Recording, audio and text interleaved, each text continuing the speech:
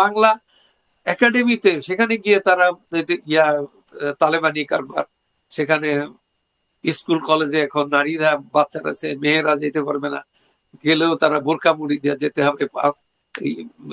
ইয়াদের মতো আপনার আফগানিস্তানে যখন এই তালেবানি ছিল, শাসন ছিল, তখন যে অবস্থা ঠিক বাংলাদেশে সেই অবস্থা Yunus, doctor Mohammad Yunus Nobel laureate সেটা নিয়ে আসছে। তো এখন তার যদি এই মতিভ্রম হয়, তার যদি এই চারিত্রিক স্খলন ঘটে, তাহলে সেনাবাহিনীতে অফিসার, ব্রোক্রাট, সিভিল ব্রোক্রাট, আর্মি ব্রোক্রাট, তারপরে আরো শিল্পী, সাহিত্যিক, এই তো কত লোক আমাদের, এত লোকের ভিতরে বহু লোক আছে কিনা যায়, যাদেরকে দেশের বিনিময়ে এরা। শরীফ ভাই, একটা বিষয় একটু জানতে চাইবো, আমরা যে গতকাল আমরা যে মিছিলটা দেখলাম, যে খিলাফত প্রতিষ্ঠার জন্য যে মিছিলটা, এবং সেখানে রীতিমতো যেখানে আমরা দেখেছি যে পরিস্থিতি ভয়ঙ্কর হয়ে ওঠে, এবং যেহেতু সেই মিছিলের কোনো পারমিশন ছিল না, সেখানে পুলিশের সাথে একটা সংঘর্ষ, সেরকম একটা ছবিও আমরা দেখতে পাচ্ছি। তো এইরকম একটা ভয়ঙ্কর পরিস্থিতি বাংলাদেশি মানুষের কাছে, বা আপনি নিজেও সেখানে থাকেন, কতটা আতঙ্ক সৃষ্টি হচ্ছে? এটাই তো দুর্ভাগ্য আমাদের, যে হিজবুত তাহির সে সব জায়গায় ব্যান্ড, ইন্ডিয়াতে, ইয়াতে, বিভিন্ন জায়গায়, বাংলাদেশে এরা কিন্তু এরা ব্যান্ড। এই সংগঠন, এরা সে রাতের অন্ধকারে তারা সেই ক্ল্যান্ডেস্টাইন অপারেশন করে, তারা বহু লোক হত্যা করছে এর আগে।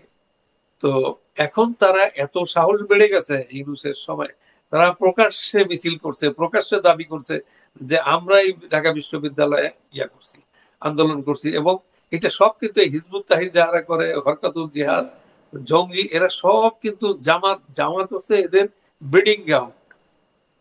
জামাত তো পাকিস্তানেও ব্যান্ড ছিল, পাকিস্তানে মৌলানা মওদুদির। তো তো এরা কোনো ইসলাম এদের কাছে কিছু না, ইসলামের নামে একটা সমাজকে ধ্বংস করে দিতে চায়, একটা তাদের ব্যক্তি স্বার্থে ইসলামকে ব্যবহার করতে চায়। তো কি করা যাবে বলুন?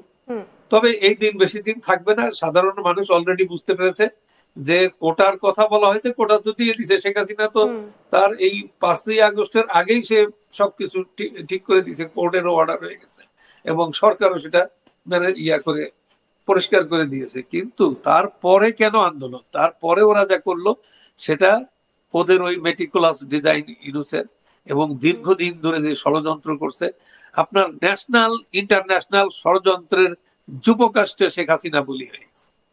আপনার বাংলাদেশটা ধ্বংস, যে বাংলাদেশ তর করে এগিয়ে যাচ্ছিল, একটা সম্ভাবনাময় দেশ, সেই দেশ ধরুন একটা ডেভেলপমেন্ট সুপারওয়েতে, হাইওয়েতে চলে গেছে, সুপারওয়েতে চলে যাওয়ার কথা।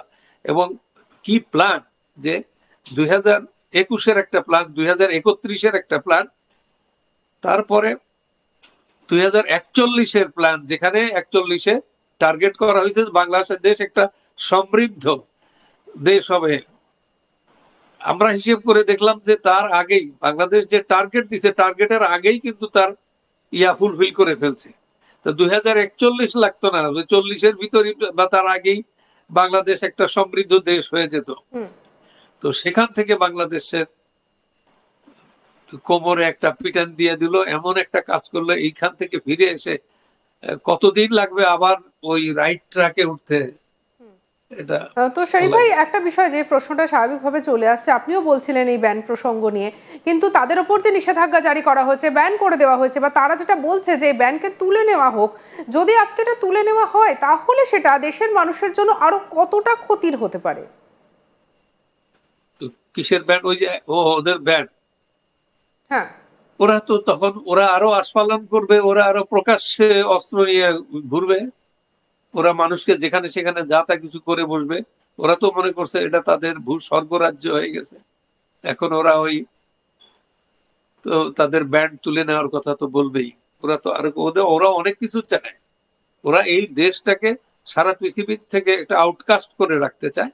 ওরা ওদের ওই তথাকথিত ইসলাম, জঙ্গি ইসলাম, জিহাদি, এই তকমা দিয়ে এই দেশটাকে একেবারে সেক্লুডেড করে রেখে ওদের ইচ্ছা মতো। তালেবান যখন মোল্লা উমরের আন্ডারে যখন ছিল, তখন একজন সৈনিক সে 4-5টা করে মেয়েকে বিয়ে করছে। ওই মোল্লা উমরের যখন খতম হয়ে গেছে রাজত্ব, তখন দেখা গেছে যে কতগুলো মেয়েরা তারা অসহায় হয়ে পড়ছে। তাদের একজন স্বামী, যে স্বামী চলে গেছে, হয় মারা গেছে, না হলে দূরে কোথাও পালিয়ে গেছে তোরা ভোরা পাহাড়ে। তো এদের অবস্থা, এরা এখন এই মেয়েদের, সে আপনি চিন্তা করতে পারেন বাংলাদেশে শেখ হাসিনা আর্মিতে, আর্মি, পুলিশ, বিডিআর এবং সব ক্ষেত্রে নারীদেরকে এগিয়ে দিচ্ছে।